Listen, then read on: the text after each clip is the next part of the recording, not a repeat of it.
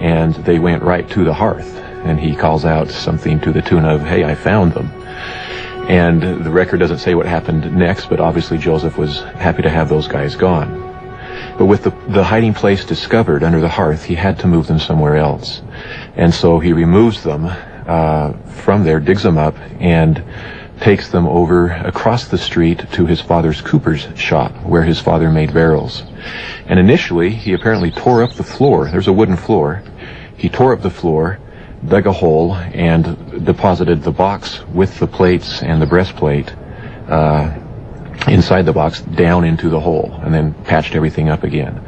Shortly afterwards, prompted by the Spirit, of course, he goes there, digs them up again, leaves the box in the hole, and takes the plates and the breastplate up into the loft of the cooper's shop, right above his head there, and has them wrapped up in some clothing and hides them in a large quantity of flax that was there.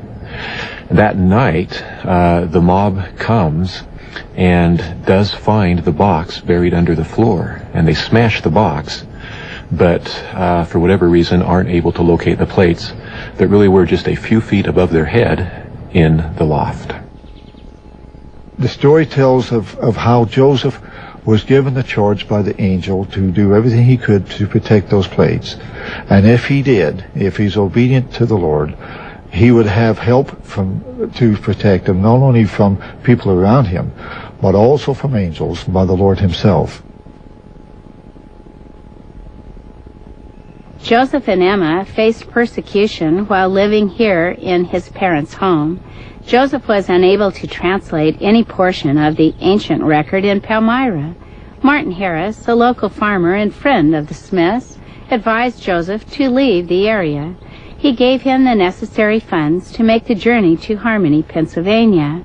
Joseph and Emma moved to Harmony, where the translation of the ancient record began.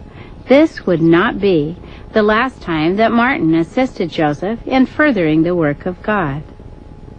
Martin Harris was quite different from the other people that came in contact with the prophet early on.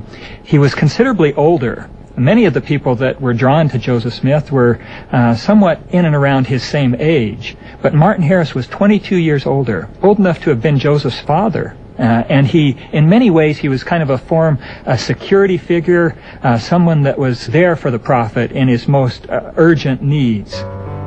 Martin received some impressions and some witnesses such that he felt compelled to be Joseph's friend and to support him. Martin Harris had questions about the translation of the Book of Mormon, and in early 1828 he went to Harmony, Pennsylvania, where Joseph and Emma were living, and he obtained from Joseph Smith a transcription of some of the characters from the Book of Mormon plates.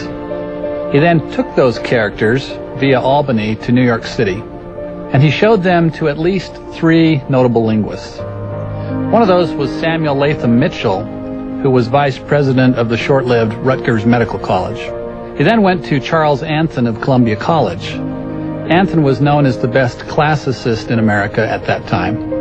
And according to Martin, he then gave him a certificate that talked about the authenticity of the transcription and the characters. After he gave him this certificate, Anthon asked Martin Harris, where did the plates come from? And when Martin Harris said that they were obtained by direction from an angel, Anthon then asked Martin Harris to give the certificate back. He took it and tore it to pieces, saying there's no such thing now as ministering of angels, and that if I would bring the plates to him, he would translate them.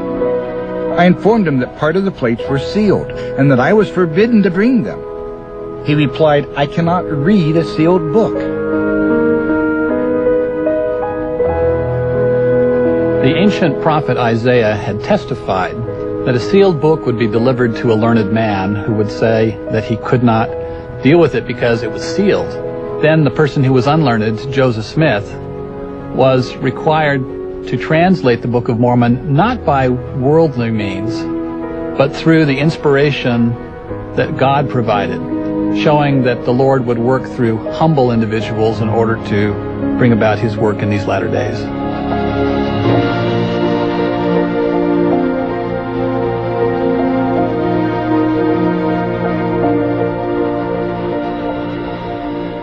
Martin Harris returned from New York with a renewed commitment to seeing the project through. About the middle of April, he arrives, and Joseph, together with Martin, begin a sustained effort at translating the plates. Over the next 2 months, they translate approximately 116 pages. One can only imagine the growing excitement that Martin felt as he worked with the prophet Joseph Smith as his scribe day after day, and he saw the actual translation of the Book of Mormon coming forth. One can understand why Martin would have been excited to approach the prophet about the possibility of taking this impressive product back home to Palmyra, to share with his wife, to share with those closest to him. The prophet approached the Lord, and the Lord indicated that this would not be appropriate. He conveyed that to Martin. Martin was understandably disappointed, waited a little bit longer and tried again. Finally, he pestered the prophet. At that point, the Lord indicated that he would be able to take the manuscript, but only if he showed it to a select few, those in his immediate family circle.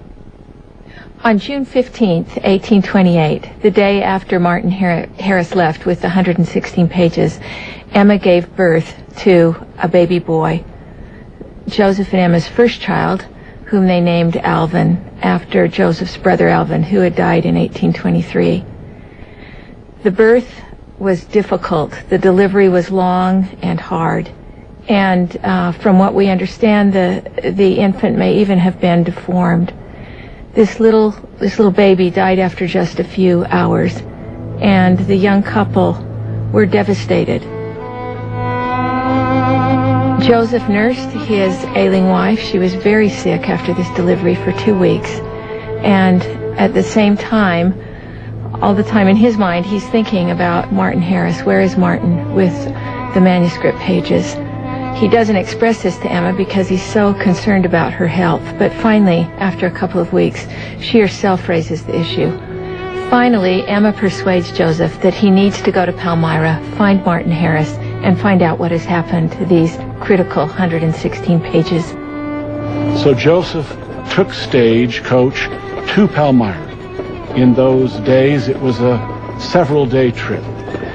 His mother recalls that he virtually felt too burdened to eat or sleep during that several-day trip to Palmyra. According to her, there was only one other stranger in the stage, and this stranger became so concerned over Joseph's condition that as they approached the stop for Palmyra, the stranger indicated that he would accompany Joseph to his home. They arrived early in the morning, exhausted and emotionally drained.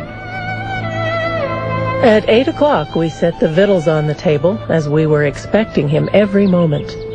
We waited till 9, and he came not. Till 10, and he was not there. Till 11, still he did not make his appearance.